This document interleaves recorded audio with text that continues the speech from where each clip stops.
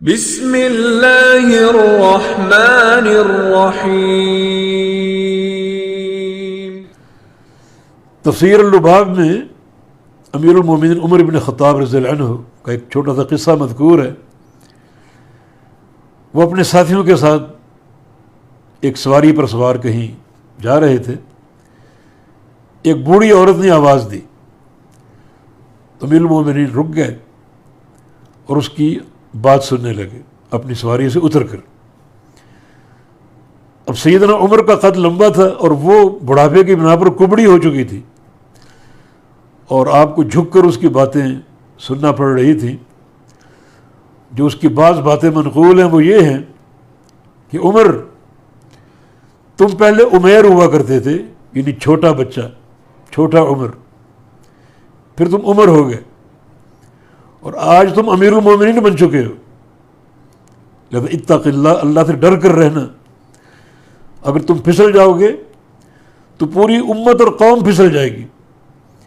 تو یہ باتیں وہ اس کی چونکہ زبان بھی موٹی ہو چکی تھی، ایک بات کرتی پھر بھول جاتی میں کیا کر رہی ہوں، تو کافی دیر وہ بات کرتی رہی، امیر المومنین سنتے رہے۔ اور جب وہ پوری بات کر کے فارغ ہوئی اور وہاں سے روانہ ہوئی تو امیر المومنین سے ساتھیوں نے کہا کہ اس عورت نے بہت لمبا وقت آپ کو روکا اور آپ کو کھڑا رکھا اور یہ زحمت آپ کو دی۔ فرمایا کہ تم نہیں جانتے یہ عورت کون ہے، یہ خولہ بنت ثعلبہ، یہ خولہ بنت حکیم ہے، جس کی آواز کو اللہ تعالیٰ نے اور پوری بات کو اللہ تعالیٰ نے اپنے عرش پر سنا، ساتوں آسمانوں کے اوپر۔ اور اگر یہ خاتون مجھے صبح سے لے کر شام تک روکے رکھتی تو میں اس کی پوری بات سنتا۔ عمر کی کیا مجال کہ اللہ تعالیٰ اس کی پوری بات سنے اور عمر اس کی بات کو ادھورا چھوڑ دے۔